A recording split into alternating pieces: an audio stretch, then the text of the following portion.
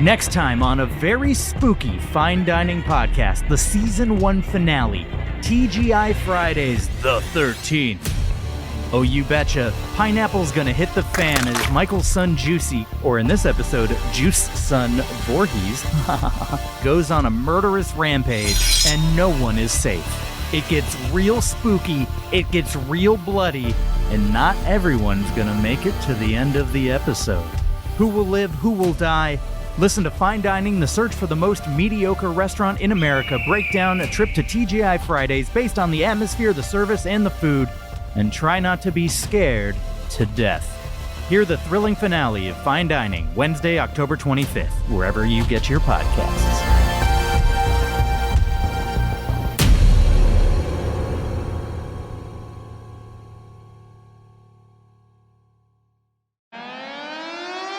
It's episode 69, and if anyone knows why my intern keeps giggling at that, please email me. I do not understand it.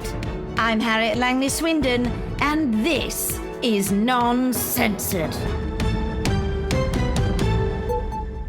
Hello, and welcome to Non-Censored, the podcast that wraps up all the best bits from my very real daily radio show into one easy-to-digest highlights package. I'm joined, as ever, by my producer, Martin, and what a show we have for you this week, eh, Martin? Oh, yes, indeed. We have Sir Keir Starmer still glowing, or should I say, glittering, after his conference speech in Liverpool. We have reporting on Holly Willoughby's departure from this morning, live from Tel Aviv, and we have Eshaan Akbar here to give his hot and spicy take about celebrity statements about the Middle East. But first, an apology watch. I'm so not sorry that it's made me feel sorry for the not apology I'm sorry about. So I'm sorry not sorry that the not nature of the sorry is the sorry enough, or not. Last week, during our debate on the Conservative Party conference, I suggested that Sasquatches and Yetis were the same. It has been brought to my attention that this is not the case, and it was an offensive thing to say to everyone who was upset by this comment, which does not reflect the values I hold dear. I apologise. And I also apologise to any Sasquatches and Yetis who were listening but didn't write in. Now, don't do it again, Martin. We will not tolerate racism of any kind on this show, and that includes for fictional animals. Well, I mean, we're going to have to cancel a few of our regular guests then. They're not racist, Martin. They're deliciously un-PC. Totally different. Now, don't forget we have a live show at the Museum of Comedy in London next week on the 18th of October, where our guests will include Nadine Dorries and Jordan Peterson. Tickets are available at museumofcomedy.com, and you'll be able to ask them your questions live. If you can't make it, but you have a question for Nadine or Jordan, you can email it to us at noncensoredpodcast@gmail.com. You can also email us comments, compliments, and dog pictures. Not cats? Well, I prefer dogs. Martin, do I have to put the Apology Watch jingle back on? Cat pictures are fine. On to this week's show, and we'll start with Sir Keir Starmer, who joined us the day after his speech at the Labour Party conference. Let's take a listen. Sir Keir Starmer, welcome back to the show. Hello again. Thank you for having me back. Hello, Martin. How are Hello, you doing? Sir Keir. I'm very well, thank you. How are you doing today? I mean, you've had a wild old run of things, haven't you? It's been great. Have you? Did you see me on the telly? Were you watching? Of course. With the gang. It was like Glastonbury or something, wasn't it? I know. I felt like a rock star or something. Still can't get over it. My heart's going boom, boom, boom, boom, boom, boom, boom. 200 miles an hour or something. It's incredible. I'm not surprised. Sir Keir, let's start with that, because you were yes. about to do your speech, and then this man ran on stage. Incredible. And covered you in glitter. Welcome. A hero's welcome. It was just such a delight, you know. I think this young man was just so excited to see me there that he couldn't contain himself. You know, he'd imagined the moment in his head of Sir Keir's going to come out on stage. What am I going to do? And then this beautiful celebration covered. Did you see me? Covered in glitter, yes. I was. Yes, absolutely. Shining and sparkling away. And I think, this young man just obviously couldn't contain himself, the excitement. Well, he was protesting, wasn't he? He was protesting against democracy. Well, yes, some people have said it was a protest, but I just felt like, I felt like a princess for a day. Well, I was going to say you looked... the first thing that came to mind when I saw it happen was, hello, Taylor Swift. Eras tour. Yes, there was a little bit of that in there. Giving them a run for their money. Serving a look, I think is the term. Slaying, I think is what the young people say. Well, okay, yes. That's words. Well, Sir Keir, the speech seemed to go well in the room. You had a lot of support there, which was very nice. Did you notice I took my jacket off as well? Did you like that? Well, it was too covered in glitter, wasn't it? Well, it was covered in glitter, but a lot of people are saying it was a little bit sexy. That's what I'm hearing now. That's not what's... So I'm looking, Sir Keir... That seems to be the word on the street now. There was a sort of a Bruce Springsteen vibe, you know? No, taking off the jacket in the hot sun, working in the shirt sleeves, wiping the sweat and glitter off your working brow. class hero, yeah. I almost felt like putting a bandana on. Do you know what I mean by that? So, Keir, before you came on the show, we got our work experience girl to make up a word cloud of you, and the word sexy isn't on there. It's not? No. Okay, I was shown another word cloud this week as well, and I'm pretty certain sexy was in there somewhere. Silly is there. Stupid hair. Silly is there. Right. And boring. Well, boring appeared 3 times. It's 3 times, yes. But it's not really how word clouds work, is it? Our work experience girl, she works hard. She's got to. Okay. There's nothing wrong with being boring. You know what, Sir Keir? I think boring is what this country needs, and maybe boring is the new sexy, because you're bringing boring back, and in a great way. It's what we're all excited for. I mean, I can't wait till the day that I switch on the news and there's just nothing happening. Thank you for the kind words, Martin, but it doesn't make me feel any better. Like, what more have I got to do? I've spent years fighting this label, this boring thing. I feel sad about it. I covered myself in glitter and I took my jacket off. How much more have I got to take off? Do you want me to take my shirt off? I don't think Do you want me to take my trousers off. And pants off? Do you want me to get up on the conference stage naked with my bum and willy out before people finally say, oh, we get it. Yes. We understand what he stands for now. Surely the jacket's enough. I think give that a shot. I think the jacket probably is enough. So probably should stick at the jacket. Yes. You've got to appeal to a large demographic, and getting your bum and willy out probably Not everybody is going to... wants to see my bottom. As much as I like talking about bums and willies, Sir Keir... Sorry for bringing them up. It just gets me down. Yeah. Well, it's funny, actually. Some willies are boring as well. You're right. Maybe I can reclaim that. Perhaps, Sir Keir. Now, Sir Keir... Make willies boring again. I don't think... Is that a slogan? Can we put that on a sock and sell it in the merch store or something? Do you know what? It might change your word cloud if you did that. Yeah. So, okay, we did a word cloud for Martin as well. Oh, really? Work experience. That's nice. I've seen this. Fool, stupid face, stupid nose, idiot. Why the nose? That's very specific. I mean, she's already said the face. It is quite specific. Wait, who was this polled? from listeners or the thing is, I'm not sure how she came up with it all. I think she may have came up with it herself. Anyway, Sir Keir, when we watched your speech, I sat through it and I was just watching it and I thought, well, what policies does he stand for? I don't know what his policies are. Really? You thought that? Yes. I did mention quite a few policies, and I sort of said what I stand for quite a long time. Name one. Well, we're going to build 1.5 million houses. What? We're going to build 1.5 million houses. No, but I want a policy. Tell me what's a policy? Build houses. Do you know who else builds houses? Bob the Builder. It's not a policy, is it? Well, I'm not going to build the houses. I'll get some builders to build them. We'll hire builders. I don't know, maybe 1.5 million builders, one builder to a house. I'm not sure that...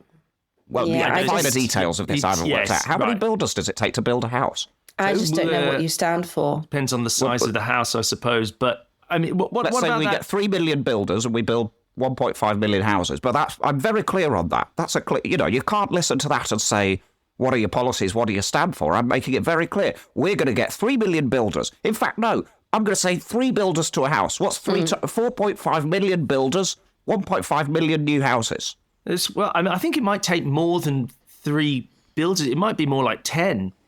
10 builders to a house, I think. So 15 So 15 million builders. Are there 15 million builders? Okay, well, some of the builders might have to build more than one house, maybe. What? So I just don't know what you building stand the whole house for. and then you have to start on the next one. Well, it's good work if you can get it. Sisyphean effort, isn't it? Sorry, guys, more houses. However many builders it takes, we're building the houses, 1.5 million of them. And then people can live in them. Also, this very exciting policy that you did announce, and I have to disagree with you here, Harriet, because this GB Energy Thank you, Martin. sounds great. Yes. Our own... Yes, we're building an energy company that runs on clean energy. We're going to be completely run on clean energy by 2030. What's not a policy about that, Harriet? The hard-working people don't want that. We don't want the climate stuff. The hard-working people don't want it. You want dirty energy. Dirty, expensive energy. Oh, Yes. I mean... Doesn't sound good, does it? Well, I just think, are you the party that cares about the hard-working people? Cheap, clean energy. Listen to that. Listen to how nice that sounds. That's got a sort of a tinkle to it. Cheap, clean energy. That sounds like the words heaven or bells. It's just got a beautiful Sir Keir, sort of... Of course I care about the environment. We all care about the environment. We don't want the world to burn. But let's think about the hard-working people first. Okay. So you'd rather not do anything about the burning environment? Let's do it when we need to. We don't need to do it yet. Well, there's a fair bit of evidence that might be now. That might be right now that we need to do that. No, the weather's been, it's not nice today, but it was lovely yesterday. Well, that's sort of part of the problem, isn't it? Because it's October. Well, great. Soon, perhaps, we can have lovely Decembers. Well, You heard it here first. I think you're focusing very specifically on the UK. I think if we have nice Decembers here, then that means that other parts of the world are underwater or on Sir fire. Keir, you forget because you were a Remainer, but we've left the EU now. Well, I'm not sure. I think I have to agree to disagree with you on this, Harriet. I know that when I come here, I'm very keen to placate and to appeal to all sides, but this weekend has really lit a fire in my belly. I've realised I am sexy, aren't you? I am powerful, I am strong, and I can commit to my decisions. And my decisions are clean, free, cheap, not free. Delete the bit where I said energy would be free. Right. Cheap, we clean won't mention energy, 1.5 million houses. I could go on. I've got more policies. I've got policies coming out of my arse. I don't think they should... That's not I where won't the show policy it. I should won't come show from, that. We've surely. already explained that. We're not going to get my arse out in any of it. But coming out the wazoo, perhaps I should say. Again, I'm not sure your wazoo should be on display. Oh, what does that mean? I thought that just meant your ears. Sort of think maybe it is your penis. Okay, well, no, I've got no policies coming out of that. Right. You also, in your speech, you made a direct appeal to Conservative voters. Yes. Which I thought was very interesting. Bring them on. Trying to steal them over to the other side. Well, they might as well, mightn't they? What are the Tories offering them? The Tories are offering them all sorts of things. Freedom to be who they want to be, stopping boats, Right, having control of our borders, right. Not much. locking freedom, up though. rapists. I'll put rapists in prison. I've got no problem with that. I can do that. Oh, are you? Well, how are you going to do that? Because the prisons are all full. Okay, well, what was your plan on how the Tories were going to put rapists in prison if the prisons are all full? I ask the questions here. Right, but it was your I ask the questions. policy. Well, I'll I'm just, sorry, are you an interviewer? No, you're the leader of the opposition, and you're supposed to tell us what you stand for. Yep. And so far, you haven't told me anything well, other than you're going to try and steal Conservative voters. I've listed quite a few policies, but if you insist that I explain this one, I guess what I would do is I'd just release a few people. What? The lesser criminals. Yeah, less ones. Like what's a crime that nobody really minds about? People who've stolen a tennis ball. Say You can't- They no, shouldn't you be in can't. prison in the first place. Get them out. No, of you prison. can't go releasing people who've stolen tennis balls. I'm sorry. They have got to, if you can't do the crime without doing the time. And if you're going off and you're taking balls, then I'm sorry, you have to have punishment for taking those balls and sit in a prison cell. Well, I think maybe if you've just stolen one tennis ball, the maximum should be a couple of hours in prison, surely. So we could probably make some space there. No, if you've stolen a tennis ball, you need to go to prison. And then what you need to do is when you come out of prison, you need to be on probation. So if you do anything bad, like if you come back too late for your curfew, then you go back to prison. And then maybe for stealing that tennis ball, you're in prison for 5 years. But that's what happens Seems a bit much. when you commit a crime. Well, look, I can't announce this as official Labour policy at the moment because I will need to run it by my team, but I'm very willing to set up some sort of system where we look at, if you are listening to this in prison and you're serving time because you stole one tennis ball one time, call me. I'll give you my email. We can have a chat about it. I'm very happy to negotiate some sort of system in order to make more room for serious criminals. That's how Labour would solve the problem. I think this sounds like a great policy. I can't help but think of the countless times that I've watched Wimbledon and seen the ball girls and ball boys there and thought, well, they're dicing with death there, really, aren't they? You see them in the background sometimes being dragged away so quickly by the police. And I think it's sometimes a bit extreme, a bit harsh. Set them free, I say. So, Keir, thank you so much for joining us. I appreciate you taking time out of your day when you're busy with the Labour conference. No, pleasure. And please do, we're launching a lot of new Starmer merch, you might have noticed, so please do look at Labour's merch store. I've got a sexy pin-up calendar coming out with me in all sorts of kind of fun outfits for each month. In a little mankini for July, like the Borat movie. That's fun. Oh, that's very cheeky. Yeah. Posing with a pumpkin for October, all that sort of thing. Yeah, it just sounds a bit boring. Good and stuff. I don't know what it stands for. I don't know what I can do. Keir Starmer, thank you very much for coming on the show. Thank you so much for having me. I would, as usual, finish by saying vote Labour, but I think we've got it in the bag, quite frankly. I think you might have, actually. We've done it. Lovely to see you, Sir Keir. I'm going to go on holiday for a year. Oh, why not? Why not? You've earned it. I've done my job. You sparkly man. Yeah. Oh, God. Bye. What a guy. Now, it's always exciting when news breaks live on air, and this week we saw the biggest news of all break. After 14 years, Holly Willoughby was to leave this morning. There's so much that can go wrong with this sort of live radio moment, and we are so proud of the way it reacted. We're going to play you the moment the story broke. Let's take a listen. Right, Prime Minister Netanyahu, I'm sorry I'm going to have to interrupt you right there because we have got breaking news. I'm going to go straight to our entertainment reporter, Henny Ffairground, live from Tel Aviv. Hello, Henny. Hi, can you hear me? Yes, I can, yes. Good. It's a great line from here. But I do have some breaking news for you because Holly Willoughby has left the building. Actually, she didn't even turn up to the building. Oh, my God. She has left this morning. I'm sorry to be the one to break that news to you. Wow. Is that official? Has that been confirmed? Or are these just the early reports coming in? Is there any hope that perhaps she will still be continuing her role at this morning? No. Wow. No coming back. Wow.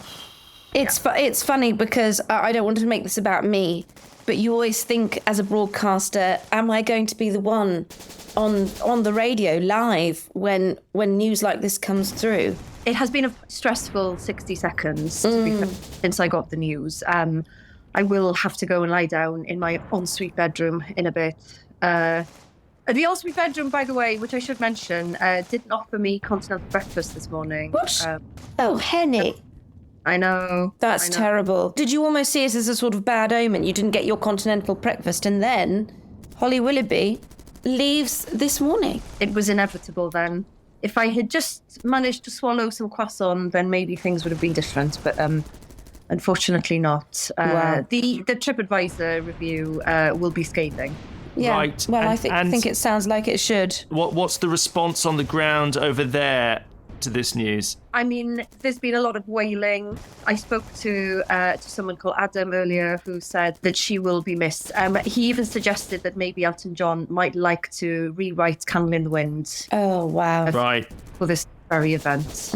Yes. Big shame. Really, really big shame. I mean, are people now sort of remembering her best bits with Philip Schofield, who we, of course, don't talk about anymore. I did see a group of children outside a burning home going through reels of, you know those funny bits they used to have when they were a little bit drunk in the studio. And, yes. And some of my favourites, when they had Gina DeCampo in, and he would say, instead of cream, he'd say bum. Oh, goodness. I know. So in a way, even though it's very sad news, it is nice to see that those reels are able to shine some light into the Tel Aviv kids' lives. Yeah, that's really wonderful. I mean, let's not forget, they brought us Katie Hopkins, Do you remember? She used to come on, she used to talk about children and children's names and how she wouldn't let people who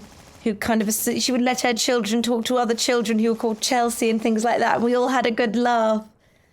There's just so many things. No, and now, where are the naming standards now without Katie Hopkins? Yeah. You can call your child anything. It's the end of an era. I suppose, Henny, you'd be the one to know about this. We look to the future. We try and build the best worlds that we can. Who will be stepping in to fill those mighty, mighty shoes? The Willoughby Birkenstocks, if you will. Or I don't know if she's more of a sort of pump.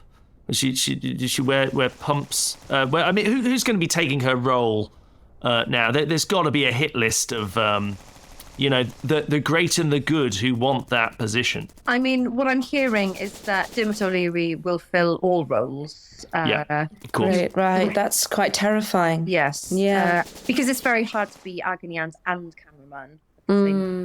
I don't think you can give proper advice to someone who's got something stuck up their bum when you're trying to zoom in on a cheesecake. Yes. But do you think that would just be too much Dermot O'Leary for people? I think, actually, as you said that, Harriet, you probably realised by the moment it finished coming out of your mouth that that's impossible, isn't it? Because, really, everyone just wants wall-to-wall Dermot. Yes, you're right. That would be an ideal world, As long as he doesn't talk about politics. Oh, no, he never does. Wall-to-wall Dermot O'Leary, thrown against the wall, pushed up against the wall. Sorry, I've forgotten myself. Yes, no. I do love it of Dermot O'Leary. That's understandable. Yeah, no, it's completely. And also because you're probably in shock about Holly Willoughby anyway. And when you're in shock, you go to Dermot, don't you? You think about Dermot. Yeah, it's a very complex feeling being reeling from celebrity news and then feeling slightly horny. Right, listen, you're so brave, and I'm so glad that we're getting this from you. I guess while we've got you here, and I'll get back to the Prime Minister in a bit, but the other big story I believe that you have for us is Joe Jonas and Sophie Turner. They have come to a temporary agreement regarding a few of their children. I don't know what that means. That feels a little bit like they're letting the children decide. Wow, right. Do you remember, did you watch Neighbours when they had that scene where Mrs. Mangle and another, Australian character, they had to compete for the affection of Bouncer, the dog? Oh, wow. That is... And Mrs. Mangle cheated because she had some treats in her pocket. Wow. It feels like this is the same scenario here with the Jonases. And I can imagine Joe Jonas putting some meat paste in his pocket to entice his kids. So. Well, that's very strong allegations, of course, against Joe Jonas. I mean, is he not known as the cute one of the Jonas brothers?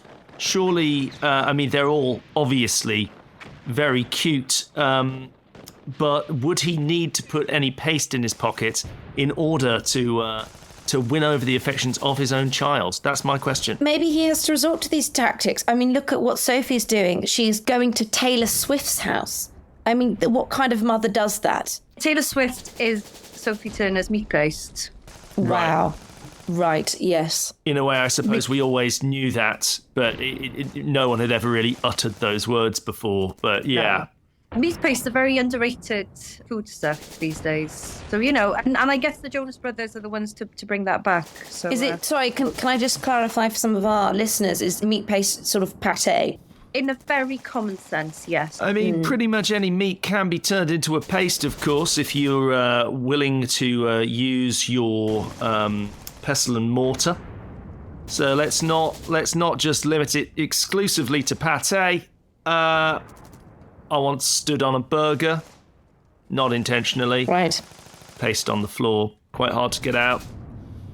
Although Right, my thank you. dog did go for its health of leather, really. So, yeah. Well, thank you for that, Producer Martin. Henny, thank you so much. I really appreciate you coming in at the 11th hour to deliver such important news to us. Thank you. I'm now going to have to try and source a croissant. Thank you, Henny. So thank you for bearing with us, Prime Minister. Now, before we go back to what we were talking about, let me know, exclusive, what is your thoughts on Holly Willoughby?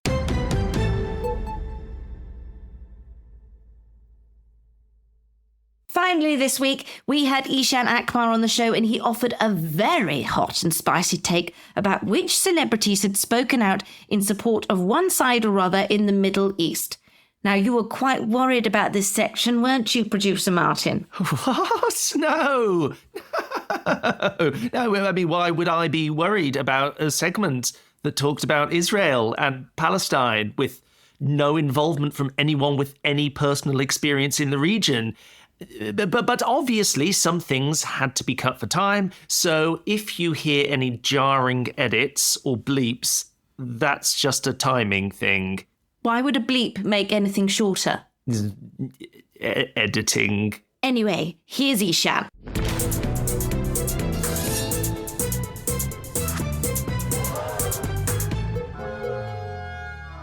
Eshaan Akbar, how are you? Yes, I'm okay, is my honest response. It's been a okay. very, very heavy week in the news. Very major developments have taken place. And as a professional diversity correspondent, as I am, Yes. or in this instance, perhaps war correspondent, my role Wow, was yes. fairly interchangeable. I've tried my best. I'm fine too, by the way. Just noticed you two asked each other how you were, and I'm doing okay too. I've had a bit of a cold a couple of days ago, but I'm doing all right. I very specifically didn't ask how you were because I don't care. That's rude, but So, Anyway, sorry, Eshaan, carry on. So it's been a heavy week, and I've tried my best to keep on top of all the developments. And I'm here to share it is a hot and spicy takeaway, but it's a bit milder in temperature because Right, of how okay, I'm mild feeling. and spicy. Mild and slightly spicy takeaway. Yeah, mild and Yes. a slight kick, but still like warm. a good korma Yes. or a dhansak. Please, Eshaan, do tell us your dhansak takeaway of the week. Well, as you know, this week the militant terrorist group Hamas attacked in Israel, and retaliatory action has taken place, and a lot of people are dying. And when you have such a complex situation, it can be hard to work out who to turn to find your opinion. Yes. Yeah. Yes. Absolutely. You've got to try and simplify things, haven't you? Yes, you have to quite a simplify lot. things. Yes. Luckily, celebrities from across the world have made their stances very clear. Great. Brilliant. And actually, it has really helped me hone in on what really matters in a geopolitical tense situation as this. And what really matters is that our favorite celebrities have a very clear view that they take to Twitter. So on the Israel side, there has been some very vocal support, as there has been on the Palestinian side. Madonna Yes. for Israel, Gal Gadot for Israel. Jamie Lee Curtis posted a picture of some children, Israeli children, who were looking down at some bombs raining down on them. Then she was told, hold on a minute, they're Palestinian children. And then Wrong she deleted children. it. Yeah, Yes. wrong children. That's not what we wanted. Yeah. Yes. Which children are getting bombed? Yeah. Yeah. You don't want to make that mistake. No, you don't want to make that mistake. No. You have to represent them properly. And then you had Justin Bieber. Right. Is he yes. still a child? Is he a child? Yeah, I think he'll always be a child. He'll I'm always not be a child in our hearts. I don't know. I think I did see him with a moustache at one point. So, Oh, but he's Producer Martin, it was one of those little feathery ones that they try Feather. and grow, bless them, and Perhaps- it's not really working. not a boy, not yet a man. Let's just Yes. say Yes. that. Yeah. So Justin Bieber I thought was actually quite a nice art piece. Because what he did is he posted a picture on Instagram and he said, I stand with Israel, but in the background was a bombed out Gaza. Right. It's actually quite clever, because then you're like, well, hold on. What side is he on? So, Because great. the words in the picture don't match. Yes. And let's not forget that quite famously on visiting Anne Frank's house, he did sign in the notebook there that in the visitor's book, I should say, not in her diaries, that he would have hoped that if Anne was around, she would be a believer. She'd be a believer. And I guess he's looking, really, isn't he? He's looking at Israel and Palestine and going, well, where are the believers most likely to be? Yes. And maybe that's why he got confused. Yes. He put Gaza, realised maybe not very many believers there, more in Israel. I'd say there probably is more believers in Israel than Palestine. And maybe that's something we should all take into account. We should take into account. But on the Palestinian side, there have been some vocal support as well. Mia Khalifa, one of my favourite artists of modern times. Yes. She came out in very, very proud vocal support of the Palestinians. And Playboy, the magazine, kind of dropped her. Yeah. But she stood firm, as she always does. She stands very firm. Very firm. I'm assuming no one's had to check with Kanye as to how he feels about it. I think he's already sort of voiced his opinions on... I know he was getting a pedicure not long ago, but perhaps other celebrities that have supported Palestine, Zara Larsson, Mohamed El Neni, who plays for Arsenal, and Gigi Hadid, of course, he's got Palestinian ancestry. So you've got quite a nice mix of celebrities from across, like. That's right. I would just like to say I have gone on Kanye, or Ye as he's now known, his Twitter page or X page, and there is currently nothing there. And that to me, I think actually says quite a lot. Okay. I mean, that's a statement in itself, isn't it? Well, and almost as much as the statement that he actually made with his mouth that was full of anti-Semitic tropes, you know.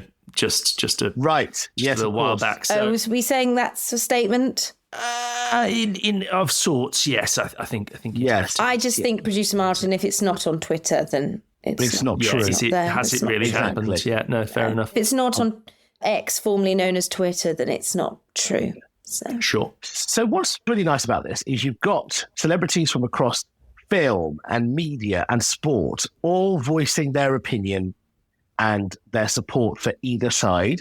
So it kind of makes it easier for us to go, well, okay, I like this person, so perhaps I'm going to go with what they believe. Actually, the hot and spicy take, or the medium spicy take, is this.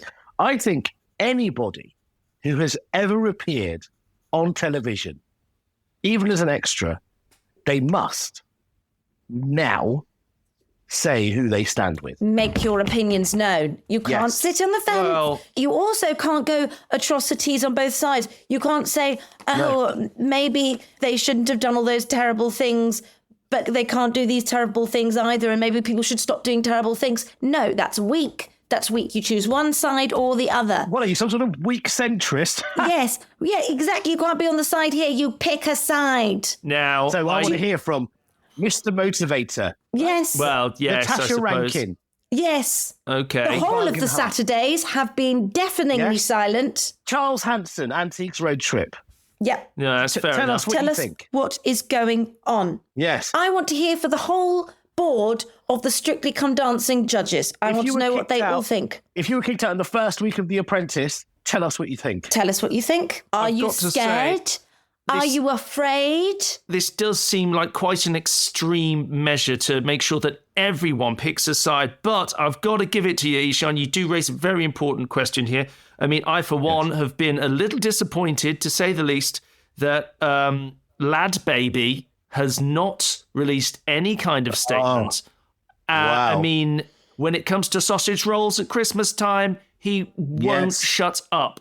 And he's made quite a lot of money off the back of those songs. Yeah. And yet, when it comes to world events like this, nothing. Where's Lad Baby? Where are the cheeky girls?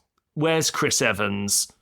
Both because Chris as Evans. you know, silence is violence. Yes, silence is violence. Well, it And, rhymes. what are they afraid of? People are very reasonable about this subject. Yeah, absolutely. People will listen. They will listen to you. No one's going to jump down your throat as long as you say the right thing. And we all know what the right thing is. We all know what the right thing is. Yes. You need to say who you stand with. You need to say who you stand for. We want to hear it. Tell us your opinion now, or we will condemn you. Because if you don't, I think we take your celebrity status away. I think that's a great idea, yes. Put them to obscurity. If you're an A-list celebrity, no, you're going to have to be a D-list celebrity. Are you a B-list celebrity? Well, you're going to have to be an F-list celebrity. That's what happens if you're not willing to give your opinion on the stuff that matters. I'm certainly enjoying the level of passion that this has got in this sort of discussion.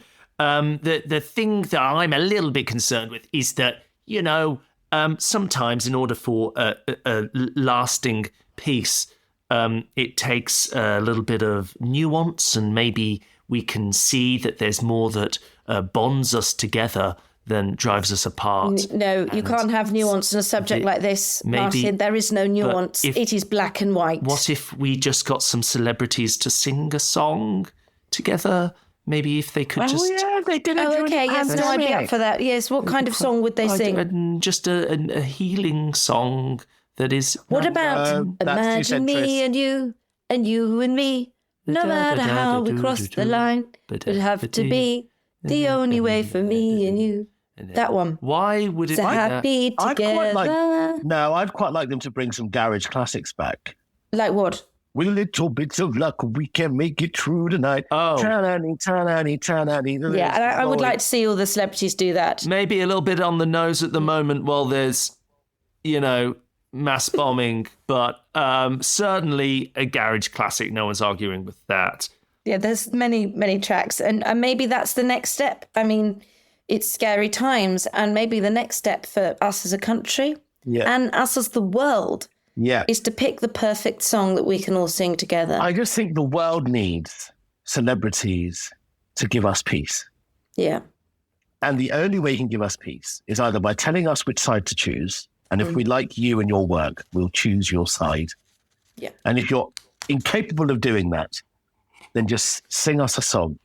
Sing us a song. Because the world is hurting. The world is in pain. So I'm going to leave the hot and spicy takeaway with this. If we do have any celebrity listeners, and I'm sure we have many, if you haven't said something yet, say something. Don't be afraid. You've got nothing to fear unless what you say is the wrong thing. Remember, see it, say it, sorted. Thank you, Eshaan, and thank you, Producer Martin. Well, that's it for this week. Like, subscribe, tell your friends, buy tickets to the live show on the 18th of October at museumofcomedy.com. Retweet the last 3 out of context non-censored Twitter account tweets and keep those questions coming to noncensoredpodcast@gmail.com. With thanks to Rosie Holt, Brendan Murphy, Eshaan Akbar, Jos Norris, Esilt Sears and Ed Morrish. I'm Harriet Langley-Swindon and we'll be back next week with more Non-Censored.